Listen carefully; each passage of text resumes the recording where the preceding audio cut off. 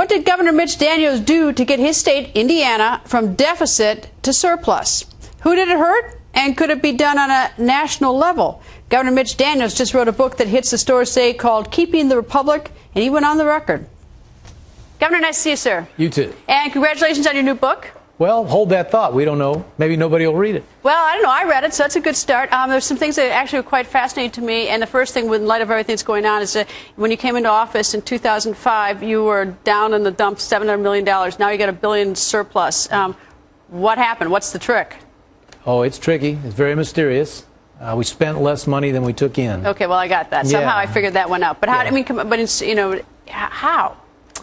No one way, a lot of things. Just looking at every expenditure and saying, does government need to do this at all? Sometimes the answer was no.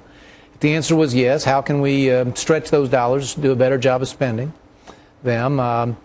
And you just have to work on it every day. We've tried to build a culture of performance in state government. We pay people in Indiana now based on how well they do the job.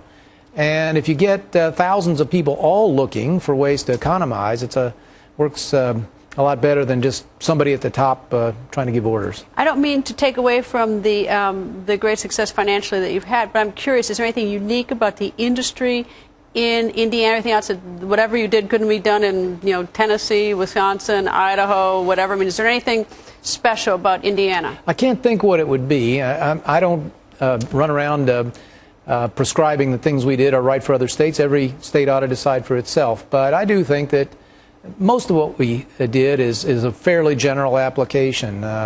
In some cases we contracted with the private sector.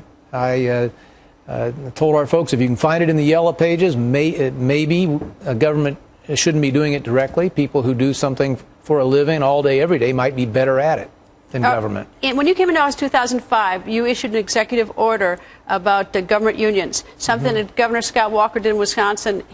People took to the streets. In fact, we were out in Wisconsin. They were crowding through the Capitol, most unhappy. You didn't have protests. First of all, in Indiana, there had never been a statute to legalize this. That's a difference from Wisconsin. It had been done by the stroke of a governor's pen 16 years before. And my option was to undo it the same way. So I was able to do it in one day. That was certainly different than what Governor Walker faced. He had to fight a bill all the way through his legislature, and that gave lots of time for people to come express their disagreement. Have people been hurt in your effort to sort of, to get your budget under control? I mean, in Texas, we hear that the education system got slashed. Did people get slashed in your state and take a beating? Any big groups? No. We had finally one very, very modest reduction in public education after years of increases, and then this year we resumed increases. Public education, just you might be interested to know, is a higher percentage of the Indiana state budget than any state in America. 56 cents of every state tax dollar goes to K-12, so that's a priority that we have protected. But we have found, as I sometimes say, you'd be surprised how much government you'll never miss. And maybe it was helpful in our case that the state was broke in good times when we came in 2005. Most states were doing fine. Ours was not. And we were able to make reductions that made sense, in some cases were gradual, while the economy was still growing.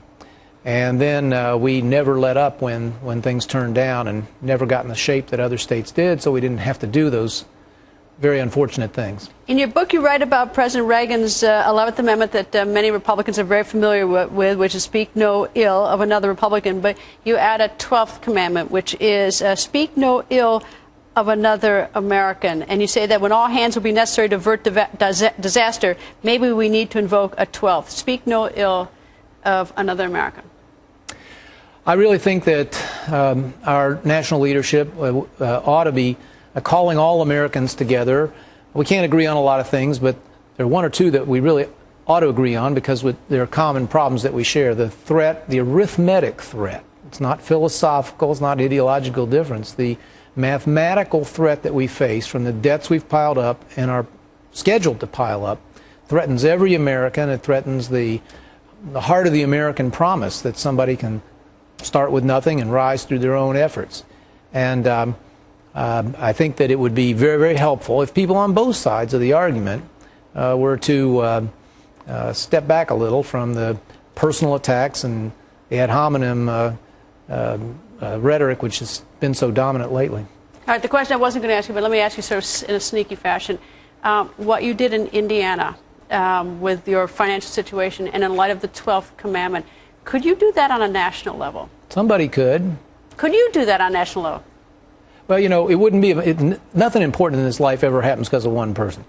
And so it would take the efforts of a lot of people, obviously a majority of Congress. Most of what needs to happen nationally would need to happen by congressional enactment.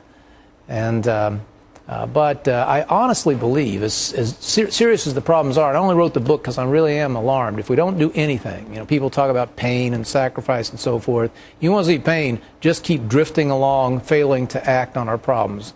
And but on the other hand, this book, I told somebody, is obstinately optimistic, both that there are answers that are will not unduly burden people if we move on them quickly enough. And also that the American people are up to it. You know, they're up to the job of governing themselves, not spending ourselves into bankruptcy as many philosophers over the years predicted democracies would.